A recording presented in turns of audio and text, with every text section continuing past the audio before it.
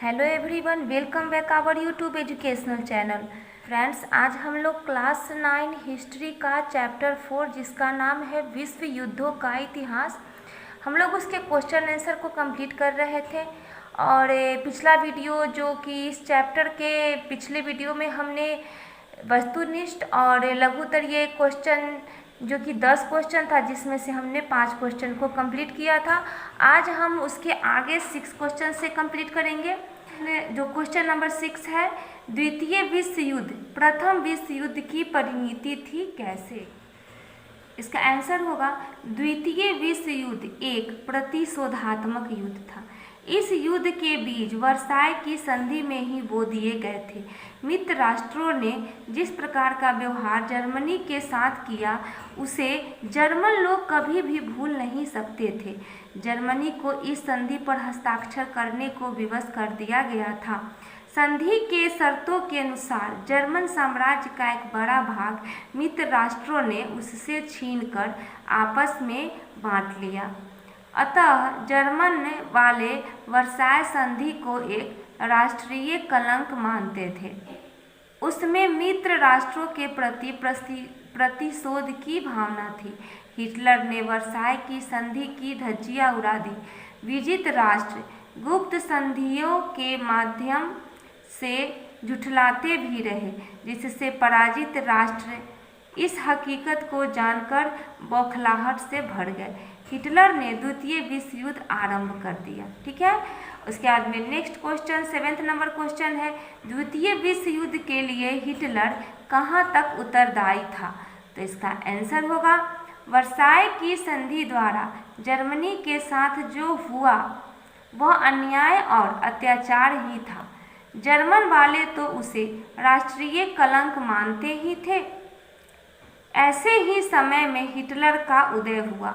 उसने Nazi party की स्थापना की। जर्मन तानाशाही बन गया। उसने वर्साय की संधि की धज्जियां उड़ा दी। वह अपने साम्राज्य का विस्तार कर आर्थिक परेशानियों को दूर करना चाहता था। उसने पोलैंड से डेजिंग की बंदरगाह की मांग की। पोलैंड के इनकार करने पर उसने उस पर आक्रमण कर दिया और द्वितीय विश्व युद्ध का बिंगुल बज उठा। अतः हिटलर बहुत अंशों में उत्तरदायी है। ठीक है, उसके बाद में नेक्स्ट क्वेश्चन है, द्वितीय विश्व युद्ध के किन्हीं 5 परिणामों का उल्लेख करें। तो द्वितीय विश्व युद्ध के निम्नलिखित परिणाम हुए।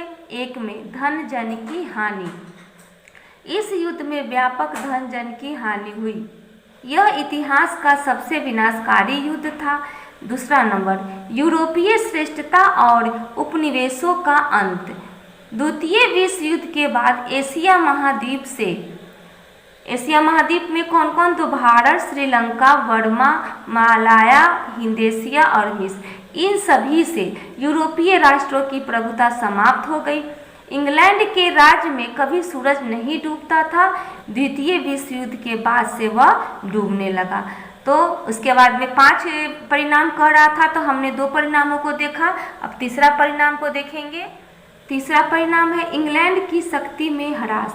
युद्ध के बाद इंग्लैंड विश्व की सबसे बड़ी शक्ति नहीं रही। इंग्लैंड के उपनिवेश मुक्त हो गए। इंग्लैंड की शक्ति और संसाधन भी सीमित हो गए। उसके बाद में 4th नंबर में है रूस तथा अमेरिका की शक्ति में वृद्धि।